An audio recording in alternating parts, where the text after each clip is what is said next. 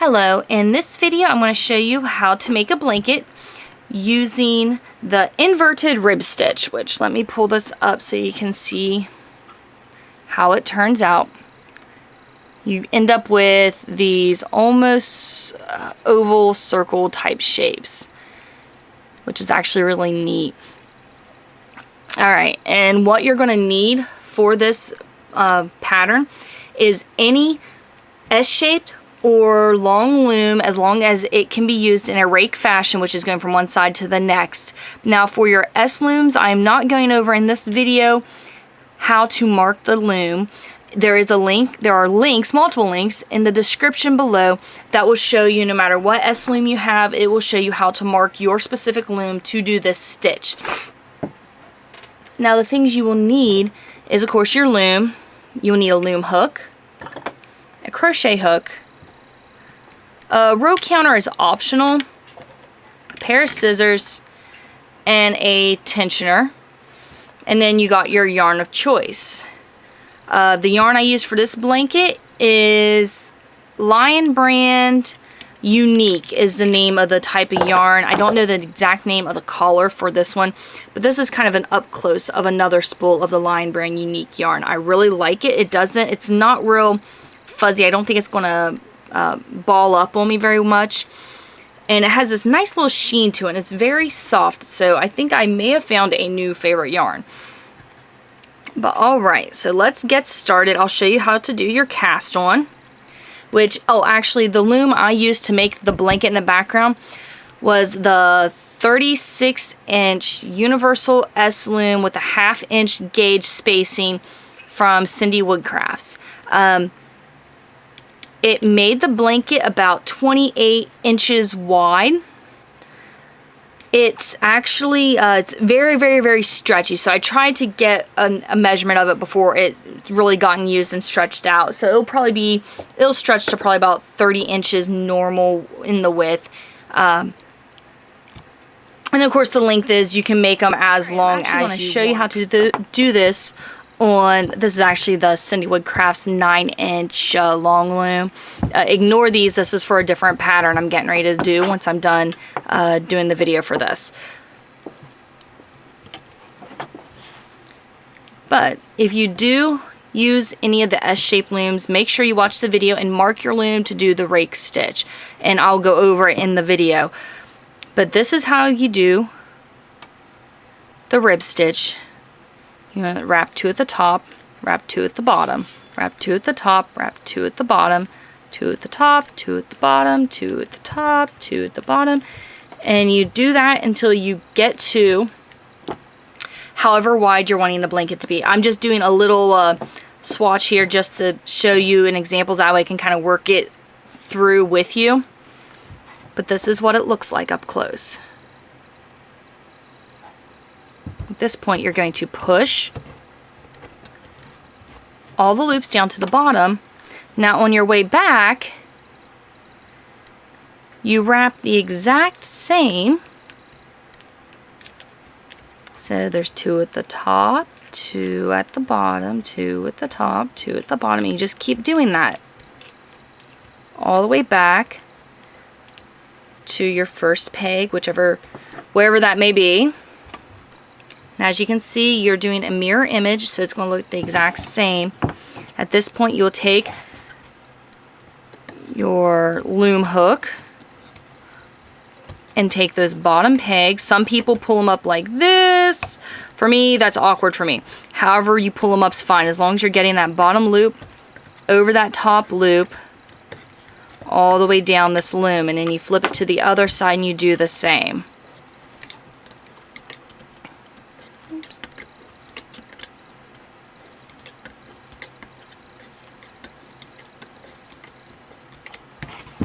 Alright, so this is what it looks like at that point. And then you push all those down as well. I like to take my starting string and pull it down through the middle so it's not getting in the way.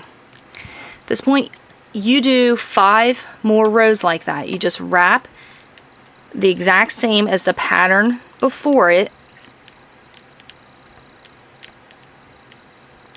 Each time you go all the way down to the bottom, just wrapping the exact same way. And each time you take those bottom loops over the top. 5 rows done. As you can see, it's probably just, depending on the yarn you're using, it might be just starting to pop out at the bottom. Now you don't want to do this, just be real gentle.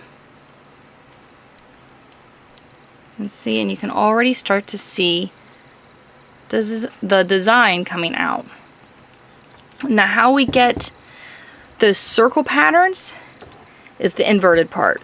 Okay, at this point, you've done 5 rows, you got a good start at it. Now we're still doing the rib stitch, but we're going to reverse it. So instead of going over here and following the exact path, we're going to go to the peg right beside it, and we're going to go up 2 and down 2. So these last 2 pegs are not wrapped at this point.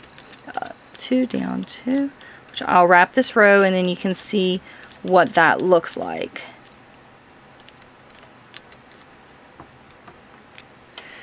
Alright, let me just hook that on there.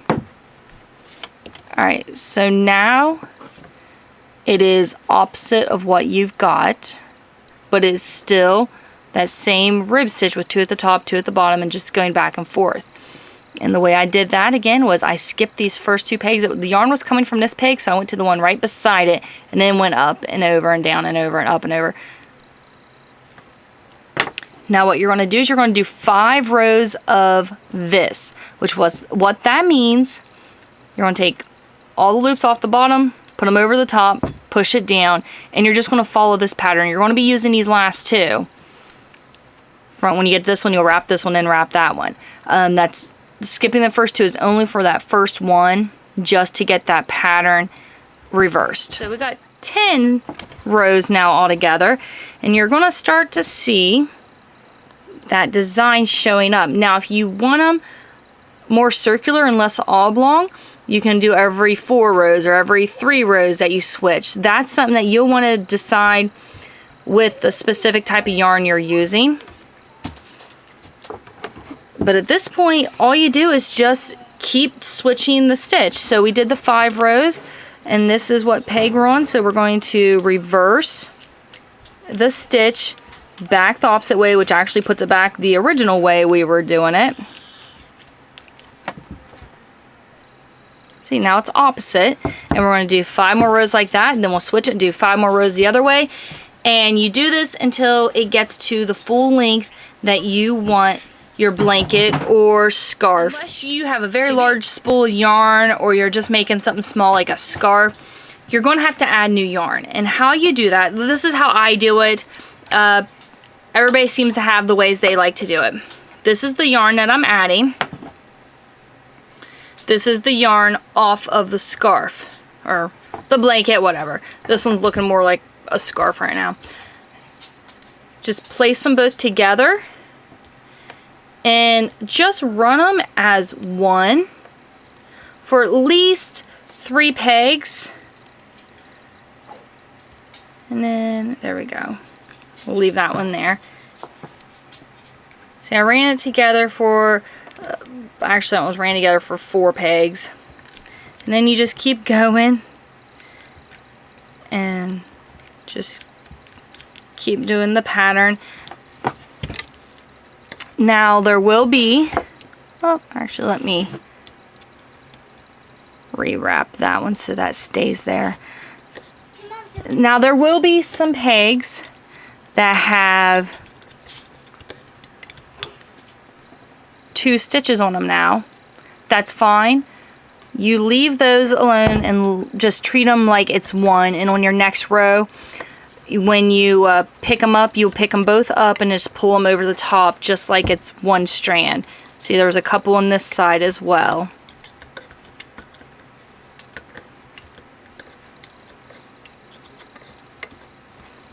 And every time you need to add yarn, that's how you do it. And it's up to you. If you want, you can wait and add the yarn at the end of rows, or you can just wait until the yarn is almost out. If you're switching colors, I would do it at the end of the row if you can, just because it'll make it more even stripes instead of having one start here and then, you know, have like a bit of a... It's as long as you want. you can cast off, but before I show you that, I want to go over a couple of things. Now let's say you lose track of what row you're on and you're wanting to know when to switch. What I did was I looked for when I'd switched before first started coming out from under here. You can see where that is. And then I would switch. And sometimes if you're doing a big project, you might just not be paying attention and accidentally like switch one row, and then because all the rows are kind of together right there for just that one row where you switch from going one way to the other. If you switch back to the original, this is what it's going to look like. So you'll have that one row kind of bumped up. It's not going to ruin the whole thing. Like you see this nice circle here, but this one's like a big oblong shape. And you'll be fine. Alright, now the crochet, the cast off, we're doing a crochet cast off. And we're going to look at this as the way the yarn is going on the loom at the time you're ready to take off. So this is your peg 1. So we're going to go to peg 2. Take the yarn off peg 2, go back to peg 1. Alright. So this first one right here is the loop from peg 1. Let me zoom in a little bit. Alright, so you have 2 loops on here. This was taken from peg 2, this was taken from peg 1.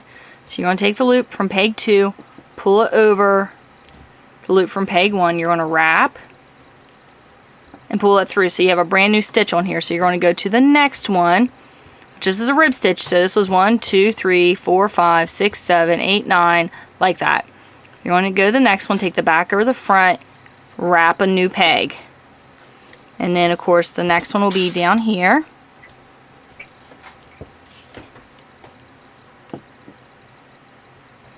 I'll work it just, oops. I'll work just a couple more. Oh, there we go. Last loop, take and pull.